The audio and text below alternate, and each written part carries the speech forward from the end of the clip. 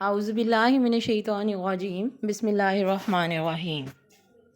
السلام علیکم ورحمۃ اللہ وبرکاتہ۔ اللہ تعالیٰ آپ کو اور آپ کے گھر والوں کو ہمیشہ خوش سلامت اور آباد رکھے۔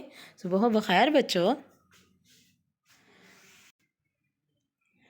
جیسا کہ آپ جانتے ہیں کہ آج 8 مئی 2021 25 رمضان المبارک ہے۔ المدارس آن لائن اردو لیکچر میں ہمیشہ کی طرح آج بھی آپ کو خوش آمدید کہتے ہیں۔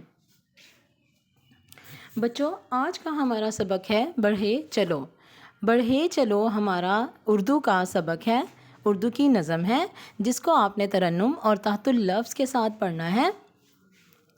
اس نظم میں مسلمانوں کو عزم اور طاقت ہمت کے ساتھ کام کرنے کے حوالے سے بتایا گیا ہے، یعنی ہمیں کسی بھی قدم پر ڈگمگانا نہیں چاہیے، ہمیں اپنے قدموں کو مسلسل بڑھانا چاہیے، منزل کی طرف ہمیں بڑھنا چاہیے۔ آئیے سب سے پہلے اس کے خاص الفاظ ڈسکس کرتے ہیں۔ پہلا لفظ ہے ملول۔ ملول کا مطلب ہے دکھی۔ علی اپنا نتیجہ دیکھ کر ملول ہو گیا۔ مضطرب، بے چین۔ بخار نے مریض کو مضطرب کر دیا۔ ڈگمگانا، لڑکھڑانا۔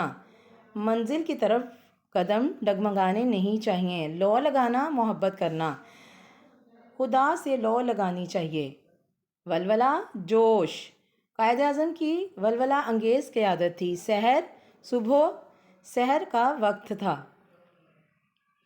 قدم بڑھانا، تیزی سے چلنا۔ قدم بڑھاتے چلو۔ سانس لینا، دم لینا یا رک جانا۔ رکو ذرا سانس تو لینے دو۔ تھکن، تھکاوٹ۔ کام کرنے کے بعد تھکن محسوس ہوتی ہے۔ بے خطر، بے خوف۔ اندھیرا اندھیرے میں بے خطر ہو کر چلو۔ تو بچوں، یہ تھے نظم بڑھے چلو کے خاص الفاظ، اعراب، معنی۔ اب اس کے بعد یہاں پہ دیا ہوا ہے اس نظم کا مرکزی خیال۔ اس نظم کا مرکزی خیال یہ ہے کہ انسان کو ہمت اور حوصلے کے ساتھ اپنے مقصد کی تکمیل کے لیے جد و جہد کرنی چاہیے۔ مشکلات اور مصائب میں اللہ تعالیٰ سے مدد مانگنی چاہیے۔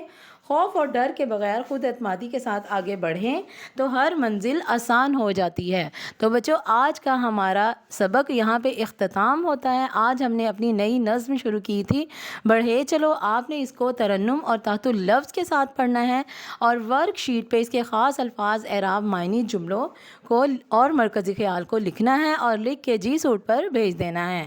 اللہ تعالیٰ آپ سب کا حامی و ناصر ہو۔